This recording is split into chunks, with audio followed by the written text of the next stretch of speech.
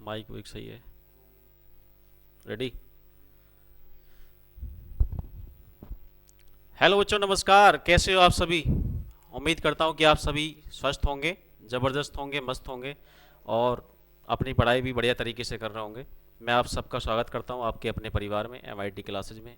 और सभी का हार्दिक अभिनंदन, आभार, स्वागत, वेलकम। सभी को गुड इवनिंग, नमस्कार, राधे राधे। कैसे हो आप सभी?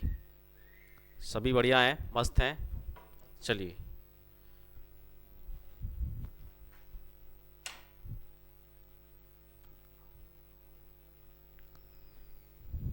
देखिए, क्लास स्टार्ट हो चुकी है आपकी।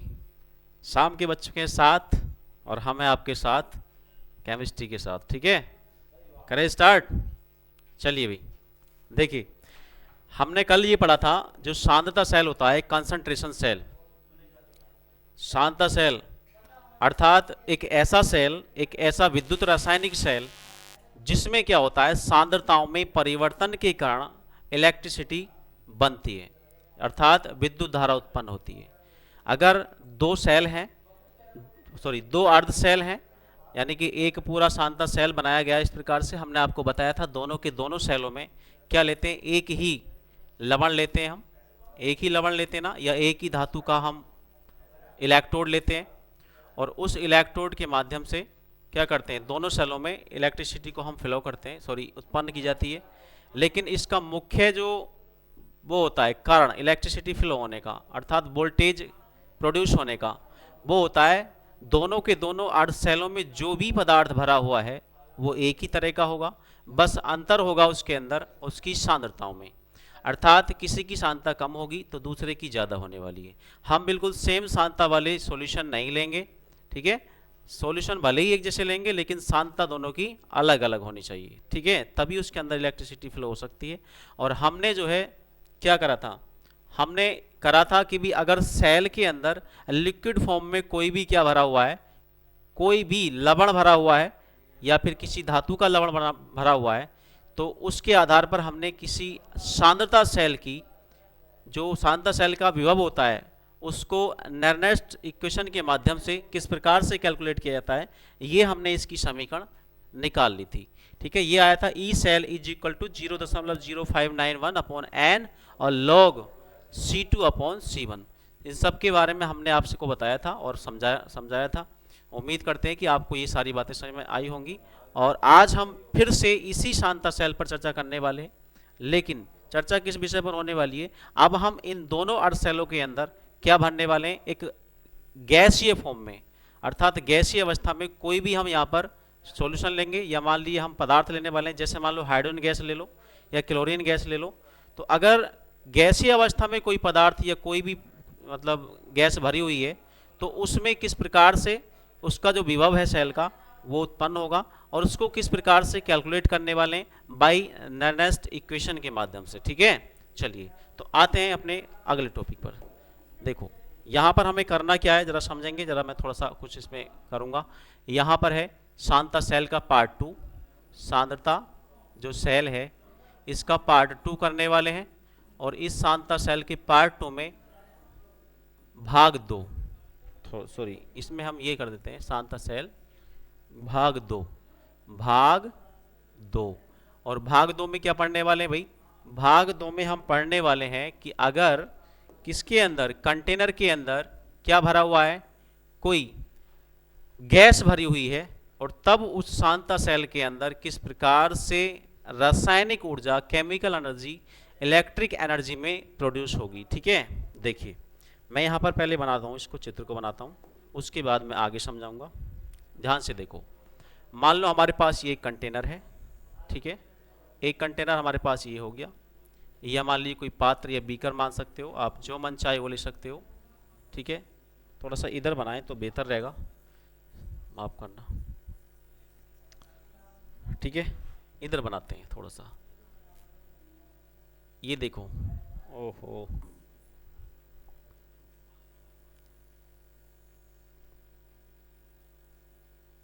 ये एक बीकर हमारे पास ये है। ठीक है, दोनों के अंदर हम एक कांच की ट्यूब लेने वाले हैं जिसके अंदर गैस को फिल करना है। ठीक है, किस प्रकार से, ऐसे एक कलर दूसरा लेता हूं मैं इस प्रकार, और हम इसमें एक रोड लगाएंगे। पहले क्या लगाने वाले हैं भाई, रोड लगाने वाले हैं। मैं थोड़ा सा और इसको मोटा कर लेता हूं पेन को, ताकि हमें फिर बाद में कोई भी दिक्कत परेशानी ना रहे। ठीक है, ये ऐसे इसमें लेंगे एक रोड, और जो ये रोड होने वाली है ये काय की होगी भाई, ये प्लेटिनम की होने वाली है। किसकी होने वाली है, प्लेटिनम। यहाँ पे मैं लिख देता हूँ इसको, काय की रोड है भाई ये प्लेटिनम की रोड है, प्लेटिनम सॉलिड। ऐसी यहाँ पर ये भी क्या है, प्लेटिनम सॉलिड। आगे बात समझ में, चलिए अब ये रोड लगा दी हमने, लेकिन ये इस किस में डूबी, किस में होगी, तो ये एक गैसीय सॉल्यूशन में डूबी होगी, गैस की सांद्रता में डूबी होगी, और उस गैस को हम लेंगे। लेकिन उससे पहले हम आपको बना दें इस प्रकार से, देखिए ये, और यहाँ से गैस की एंट्री कराएंगे हम, यहाँ से गैस की एंट्री कराने वाले हैं, और इसके अंदर ये भरा हुआ है हाइड्रोजन गैस का सांद्रण या सांद्रता, इस प्रकार से। तो इसमें ये H+ भरा हुआ है, किस प्रकार से आएगा अभी बताएंगे। ठीक है, ऐसे यहाँ पर करना है हमको, यहाँ पर भी हमको ऐसे ही करना है भाई, यहाँ पर भी हमको सेम ऐसे ही करना है, ये H2। ठीक है,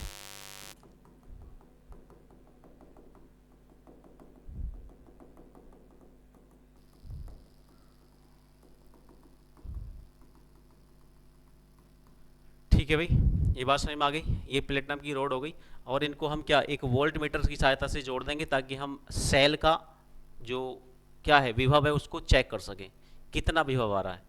तो इस प्रकार से इसको जोड़ेंगे भाई, इसको ऐसे जोड़ दो, इससे जोड़ते हैं। ठीक है, ठीक है, ये हो गया आपका वोल्ट मीटर। ये इस प्रकार से मैं यहाँ पे लिख देता हूँ, ये है वोल्ट मीटर। ठीक है, इतनी बात समझ में आ गई आप सभी की। इसके अंदर क्या है, हाइड्रोजन गैस है। ठीक है, इसके अंदर भी गैस है, और इसका क्या है भाई, इसका क्या, देखिए हाइड्रोजन का जो सांद्रण है वो इसमें H+ के रूप में होगा, इस हाइड्रोजन गैस का इसमें भी H+ रूप में होने वाला है, H+ की फॉर्म में। ये बात समझ में आई आप सभी की, आ गई। चलिए अब देखिए करना क्या है, जब गैस को ले रहे हैं हम यहाँ पर, तो इसका कुछ ना कुछ प्रेशर भी रहने वाला है, दाब इसके द्वारा कुछ मतलब लगने वाला है, अर्थात किसी न किसी प्रेशर पर इसको इसमें हम एंट्री दिलाएंगे। तो मान लीजिए यहाँ पर क्या है, यहाँ पर देखो इसका जो प्रेशर है वो P1 है। ठीक है, और इसका जो प्रेशर है वो P2 है। प्रेशर क्या है भाई, P2 है, P2 क्या है, P2, ये हो गया P2। ये बात समझ में आई सभी की। चलिए ऐसे यहाँ पर सांद्रण है H+, मान लीजिए इसकी सांद्रता क्या है, C1 है, और इसकी सांद्रता क्या है भाई, इसकी सांद्रता C2 है। ये तो माननी पड़ेगी ना, अलग अलग डिफरेंट माननी पड़ेगी, क्योंकि ये सांद्रता सेल है, और सांद्रता सेल तभी कार्य करेगा जब दोनों के दोनों की जो सांद्रता जो होने वाली है अर्ध सेलों की, वो क्या होगी, डिफरेंट होगी। ठीक है, तो इसकी C1 मान ली, इसकी C2 मान ली। ठीक है, चलिए आगे बढ़ते हैं। अब देखो इसमें होना क्या है, हमें निकालना है इस पूरे सेल का, दोनों अर्ध सेलों को मिलाकर बना जो सेल है एक सांद्रता सेल, जो जिसमें क्या है, गैसीय इलेक्ट्रोड लगे हुए। ठीक है, तो इसका हमें निकालना है विभव, लेकिन विभव निकालने के लिए पहले क्या करेंगे हम, पहले हम एनोड और कैथोड, एनोड और कैथोड, मान लीजिए क्या है एनोड भाई, ये क्या है एनोड, और ये क्या है भाई कैथोड। ठीक है, आगे बात समझ में, एनोड और कैथोड दोनों पर होने वाली रिएक्शन अर्थात अर्ध सेलों की रिएक्शन के बारे में हम यहाँ पर चर्चा करेंगे, क्या क्या रहने वाली है। ठीक, और दूसरी बात फिर हम पूरे सेल की रिएक्शन निकालेंगे जिसे हम रिडॉक्स रिएक्शन कहेंगे। ठीक है, बात समझ में आ रही है। चलिए, लेकिन हम इसमें निकाल क्या रहे हैं, मैं यहाँ पर कंडीशन लिख देता हूँ कि हाँ ये आखिर ऐसा क्यों, ये सांद्रता सेल का पार्ट 2 क्यों बोला गया इसको।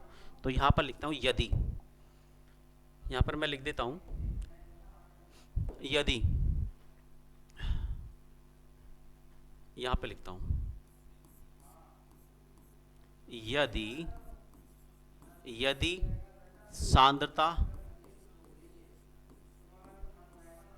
सेल के अर्ध सेलों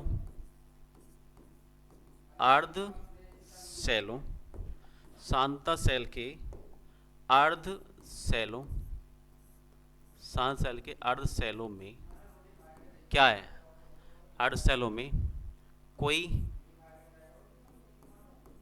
कोई क्या गैसीय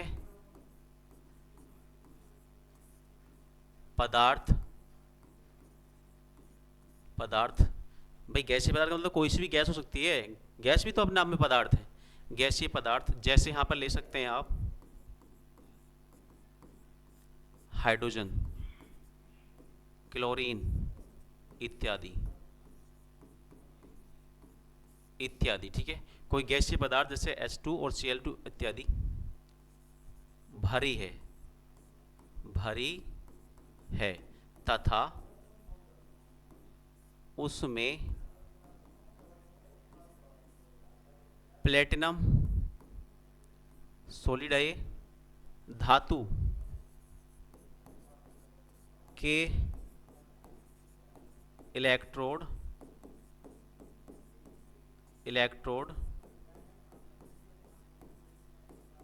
लगे हैं, ठीक है। तब सेल का विभव ज्ञात करना, ठीक है। ये हमें ये ज्ञात करना है। आगे बात समझ में, चलिए अब देखो ध्यान से जरा भाई क्या करेंगे यहाँ पर तो भाई जगह कम पड़ने वाली, चलो कोई बात नहीं, करने का कोशिश करेंगे, यहीं से करेंगे। देखो सबसे पहले क्या करेंगे, एनोड पर रिएक्शन निकालेंगे। एनोड पर कौन सी रिएक्शन होगी जरा बताओ।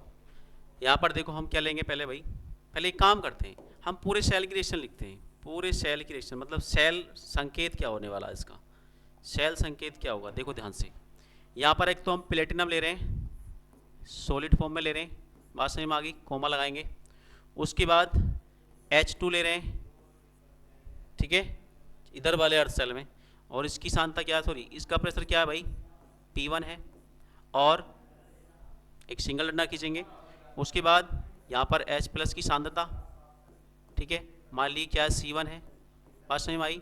फिर डबल, उसके बाद फिर से H+, यहाँ पर इसकी सांद्रता कितनी लेंगे, मान लो C2 होने वाली है, क्या होने वाली है भाई, C2 होने वाली है, C2, और फिर सिंगल डंडा। उसके बाद क्या, उसके बाद आपकी हाइड्रोजन, और यहाँ पर जो हाइड्रोजन है मान लीजिए इसका प्रेशर क्या है, P2 है, और ये फिर से Pt, ठीक है, सॉलिड Pt, क्योंकि दोनों के दोनों इलेक्ट्रोड, दोनों के दोनों अर्ध सेलों में जो प्लेटिनम की इलेक्ट्रोड है वो लगी हुई है, इधर भी प्लेटिनम लगा दिया हमने, इधर भी लगा दिया, ठीक है। ये बात समझ में आ गई। चलिए उसके बाद अब आगे बढ़ते हैं हम, उसके बाद हम आगे बढ़ने का प्रयास करते हैं। देखो कैसे, ध्यान से देखो, हम अब एनोड की अभिक्रिया लिखेंगे। वैसे तो यहाँ पर ही देखो, यहाँ पर ये वाली जो है ये किसकी है भाई, एनोड की है ना, और ये वाली जो है ये किसकी है भाई, ये कैथोड की है, किसकी है, कैथोड की। आगे बात समझ में, चलिए तो यहाँ पर लिखेंगे एनोड पर कौन सी अभिक्रिया हो रही है भाई, एनोड पर जो अभिक्रिया हो रही है कौन सी हो रही है, इसको पेन को थोड़ा पतला कर लूँ मैं, क्या हो रही है बताएं, एनोड पर कौन सी हो रही है भाई, H2, ठीक है, और फिर 2H+, और प्लस में 2 इलेक्ट्रॉन, ये होगी ना। अरे इलेक्ट्रॉन त्यागे जाते हैं ना एनोड पर, तो ये होगी आपकी ऑक्सीडेशन या ऑक्सीडेशन, ठीक है, या ऑक्सीकरण। अब देखिए कैथोड पर लिखेंगे हम, कैथोड पर जो कैथोड पर होने वाली है वो कैसी होगी, देखो इसका उल्टा हो जाएगा, बस कुछ नहीं करना, उल्टा मतलब 2H+ plus 2 electron is equal to क्या भाई, H2, कितना H2, कितनी हो गई H2। ये होगी आपकी रिडक्शन, क्या हो गई रिडक्शन। ये बात समझ में आ गई, ये हो गई रिडक्शन। अब देखो यहाँ पर भी शो कर दो इनकी सांता और P1 P2, यहाँ पर भी शो कर सकते हैं ना हम, तो यहाँ पर भी दर्शा दो लो। मैं इस वाले कलर से लेता हूँ। यहाँ पर इसका प्रेशर क्या है P1, ठीक है। यहाँ पर सांता कितनी है C1, ठीक। यहाँ पर सांता कितनी है C2, और यहाँ पर इसका प्रेशर कितना भाई P2, ठीक है। बात समझ में आई कि नहीं आई? अब दोनों को जोड़ देंगे, दोनों की दोनों रिएक्शन को क्या करेंगे भाई जोड़ेंगे, क्या करेंगे जोड़ देंगे। तो जोड़ दो, लाइन खींच दूँ मैं इसमें नीचे, चलिए ये। अब देखो फिर से ले लीजिए पेन भाई, यहाँ पर देखो जब जोड़ेंगे तो क्या होगा, ये दोनों कैंसिल, ठीक। यहाँ पर क्या बचेगा H2, ठीक है, P1 H2, इसका प्रेशर कितना P1, और देखो ये प्लस 2H प्लस और इसकी सांता कितनी है C2 इज इक्वल टू क्या होगा भाई, यहाँ देखो 2H प्लस इसकी सांता कितनी है C1, ठीक है, और प्लस ये कितना है H2, इसका प्रेशर कितना है P2। ये बात समझ में आई आपके, नहीं है जरा बताओ। ये होगी आपकी रिडक्शन, सॉरी रिडॉक्स रिएक्शन, ये क्या है रिडॉक्स, ठीक है। इतनी बात समझ में आई नहीं? चलिए अब देखिए फिर से हम वही नर्नेस्ट समीकरण यहाँ पर लगाने वाले हैं, जिसके माध्यम से हमने पहला वाला जो भाग किया था, पहला पार्ट जो किया था सांता सेल का, जिसमें कोई लिक्विड पदार्थ भरा हुआ था, और उसके थ्रू या उसकी सांद्रताओं में डिफरेंस के थ्रू क्या होने वाली है, विद्युत धारा, जब इलेक्ट्रिसिटी क्या होने वाली है प्रोड्यूस होने वाली है।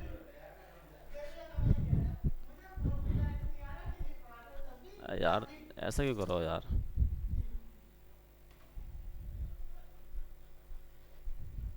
ठीक है भाई। देखिए एक सेकेंड, ये हो गया। चलो अब हम फिर से वही निर्णय समीकरण के माध्यम से इस सेल का विभव ज्ञात करने वाले हैं। फिर से वही निर्णय समीकरण हमें याद होनी चाहिए, क्या होता है, E cell is equal to E naught cell minus 0.059 upon n और लॉग क्यू, अर्थात जहाँ क्यू क्या है सांद्रताओं का अनुपात है, तो उसी को लगाने वाले हैं। तो उसमें ई नोट सेल भी आने वाला है, अर्थात सेल का मानक विभव भी हमें पता होना चाहिए। तो यहाँ पर पहले सेल का मानक विभव कैलकुलेट कर लेते हैं ना, कितना होगा भाई, ठीक है, मानक विभव की बात चल रही है। तो यहाँ पर मैं एक लाइन खींच देता हूँ, यहाँ पर एक लाइन मैं यहाँ पर खींच देता हूँ, लो जी लो जी लो, इस तरीके से,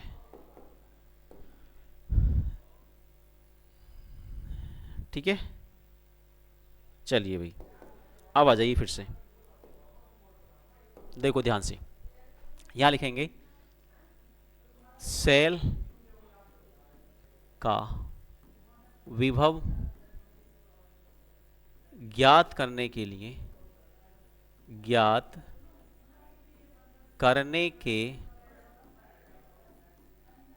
लिए नर्नेस्ट समीकरण, ठीक है। क्या होती है बताओ, क्या होती है भाई, ये होती है E cell is equal to E naught cell minus 0.0591, इसको थोड़ा सही से लिख दूं भाई, 0.05 और 91 अपॉन कितना n, और log कितना भाई, log q, q क्या है यहाँ पर सांद्रता, सॉरी सांद्रताओं में अनुपात, ठीक। चलिए इसको आगे बढ़ाएंगे, लेकिन इसके लिए हमें क्या चाहिए पहले भाई, ई नोट सेल चाहिए ना।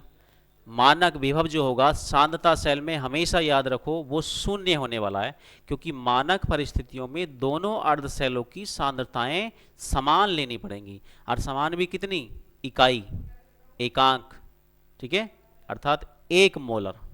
आगे बढ़ने में तो यहां पर मैं बात लिख देता हूं, देखो मानक परिस्थितियों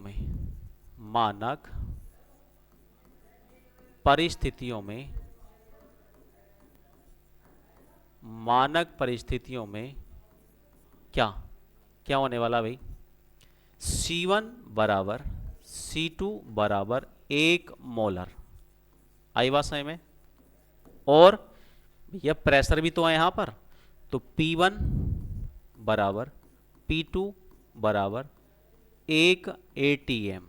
ATM का मतलब एटमॉस्फेरिक प्रेशर, वायुमंडलीय दाब।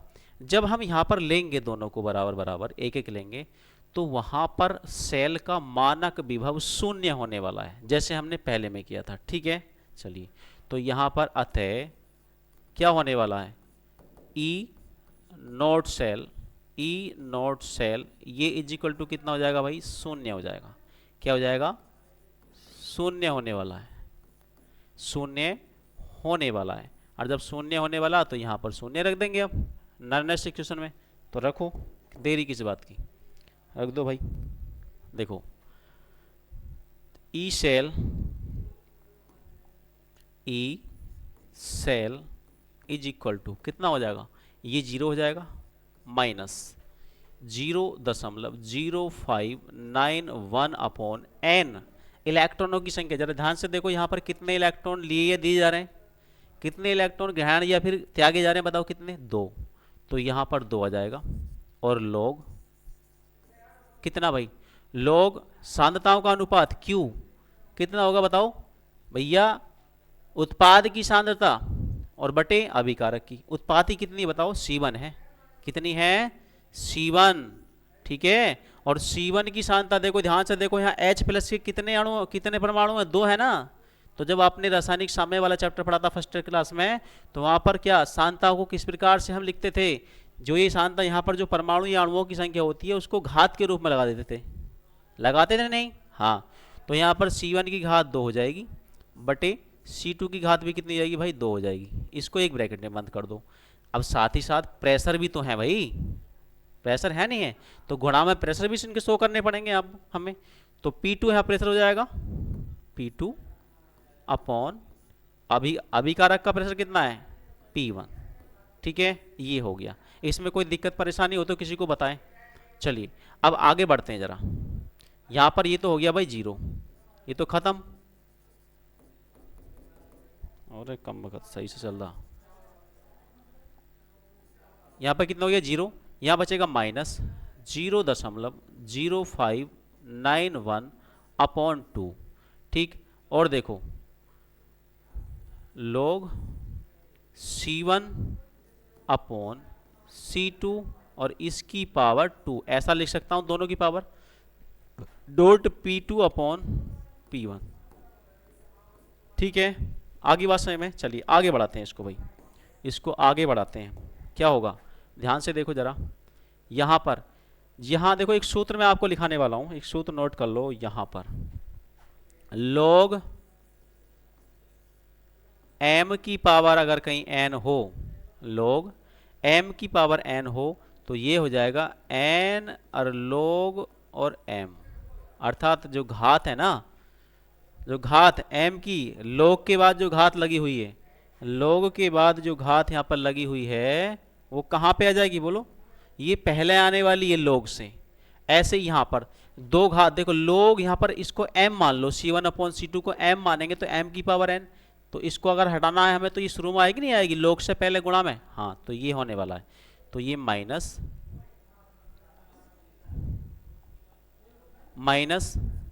0.0591 अपॉन 2, ओहो, अपॉन 2 और इनटू ये वाला 2। ठीक है, और log क्या बचेगा, C1 अपॉन C2 और डॉट P2 अपॉन P1। ये बात समझ में आई आप सभी के, आ गई। इस 2 से ये वाला 2 कट जाएगा भाई, इस 2 से ये 2 कटने वाला है। और आगे बढ़ा लो भाई इसको, आगे क्या होगा, माइनस 0.0591 अपॉन, तो कुछ नहीं बचा यहाँ पर। ठीक है, अब ये बचेगा log कितना, C1 अपॉन C2 और P2 अपॉन P1।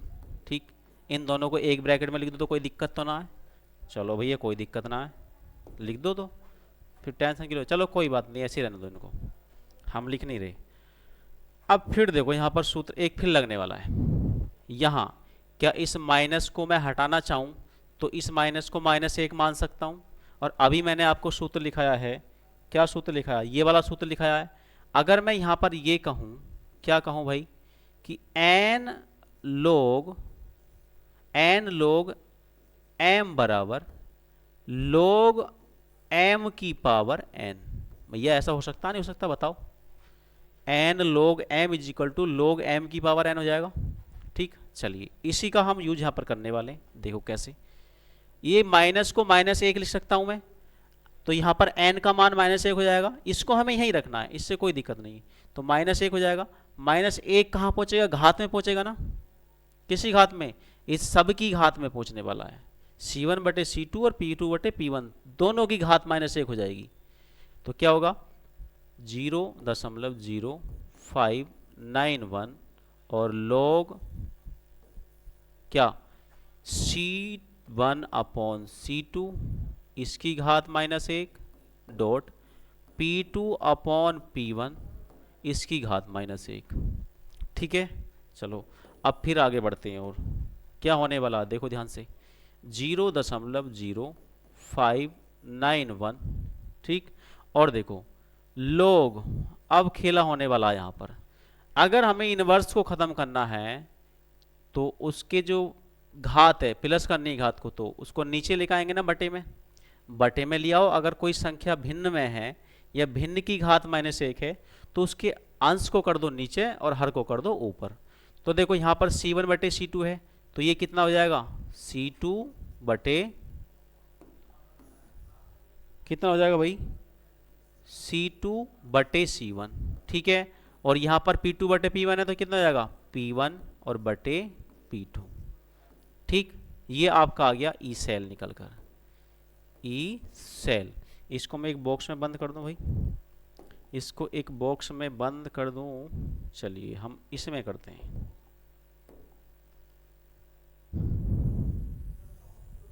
लो जी, ये आ गया एक। तो अब देखो इसको मैं भी और आगे बढ़ाऊंगा, देखते रहना जरा कैसे बढ़ाऊंगा, ध्यान से देखना। अगर यहां पर सांद्रताएं समान कर दूं, सांद्रताएं समान कर दूं तो प्रेशर क्या अलग अलग रहेंगे। अगर प्रेशर को अलग अलग कर दूं, सॉरी प्रेशर को समान कर दूं तो सांद्रताएं अलग अलग रहेंगी।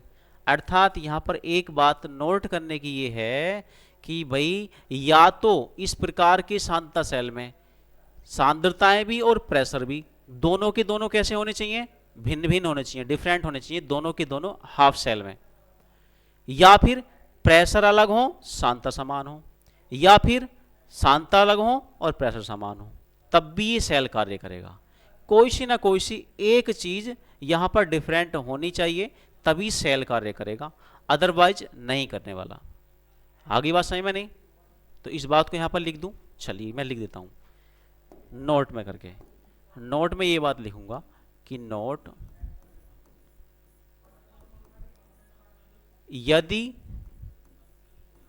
यदि C1 बराबर C2 है बट P1 बराबर नहीं है P2 के, तब भी ये सेल कार्य करेगा, सेल कार्य करेगा। ठीक है, सेल कार्य करेगा। और इस स्थिति में तब जो आपका ई सेल होने वाला है, ई सेल वो कितना होगा जरा बताओ, 0.0591 और log कितना, देखो C1 और C2 बराबर हो चुके हैं तो ये कट जाएंगे ना, तो एक आ जाएगा। क्या बचेगा, केवल P1/P2, P1/P2 रहने वाला है। ये बात समझ में आई आप सभी के, बात समझ में आ गई। तो इसको मैं अलग से लिख देता हूं भाई सूत्र एक। ठीक है, चलिए अब आगे बढ़ते हैं। यदि फिर से हम क्या करेंगे भाई, अगर नंबर 1 पॉइंट ये हो गया आपका, नंबर 2 हमने सांद्रताएं समान कर दी, ठीक है, और प्रेशर अलग अलग रहने दिए। अब क्या मैं प्रेशर को अलग करता हूं और सांद्रताएं भिन्न भिन्न। और यदि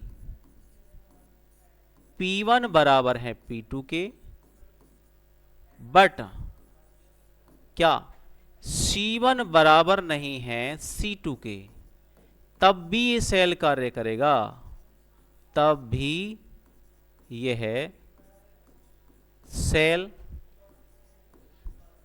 कार्य करेगा। आगे बात समझ में। और इस कंडीशन में आपका जो ई सेल होने वाला है, सेल का जो विभव होने वाला है वो कितना होगा, तब जो ई सेल होगा, ई सेल वो कितना होने वाला, इज इक्वल टू 0.0591 और लॉग, यहां पे देखो अब की बार हमने P1 P2 को बराबर कर दिया तो ये खत्म हो जाएंगे ना, एक आ जाएगा, क्या बचेगा C2 बटे C1,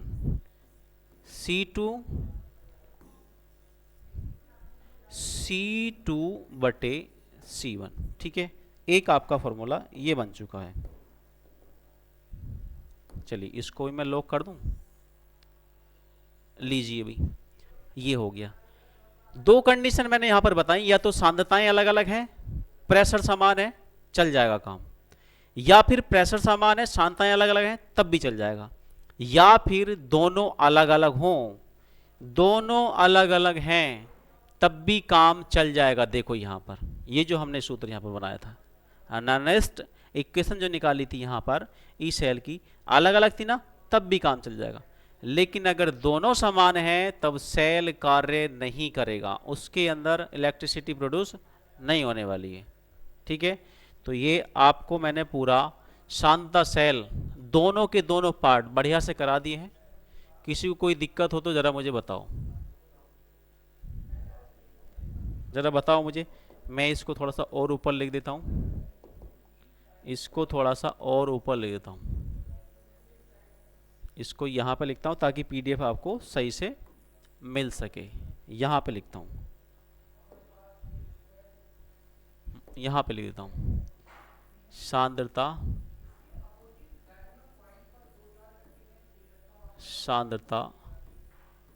सेल और भाग कौन सा, 2। ठीक है, ये हो गया। अभी देखो मैंने सब कुछ इसमें बता दिया है, इसको बस आप प्रैक्टिस करना है, और जितना मैंने कराया है इसको घर जाकर करके देखना जरूर हर हाल में। अगर नहीं करेंगे तो ये आपसे इक्वेशन, ये नेक्स्ट इक्वेशन होगी नहीं। आगे बात सही में, तो किसी को कोई दिक्कत परेशानी हो तो जरा बताएं। और आज मैं केवल और केवल यही टॉपिक इसी को समाप्त करूंगा। आगे कल हम आपको पढ़ाएंगे इलेक्ट्रोड विभव, मानक इलेक्ट्रोड विभव, और साथ ही साथ नर्नेस्ट इक्वेशन। ठीक है, क्योंकि आज थोड़ा सा हमें एक फंक्शन है छोटा सा, तो सबकी जिम्मेदारी निभानी पड़ती है अभी, तो ज़रूरी जाना पड़ेगा, क्योंकि वरना तो फिर वो नाराज़ हो जाएंगे। तो हमें सबके साथ संबंध सही से रखना है, आपके साथ भी, आपका भी काम, मतलब आपकी क्लास भी ना छूटे और वहाँ भी वो नाराज़ ना हो, तो इसलिए माफ़ी चाहते हैं। आज इतना ही, मिलते हैं आपसे नेक्स्ट वीडियो में। और आना सही बिल्कुल पूरी बढ़िया एनर्जी के साथ आप क्लास लेना आके। तब तक के लिए बाय बाय।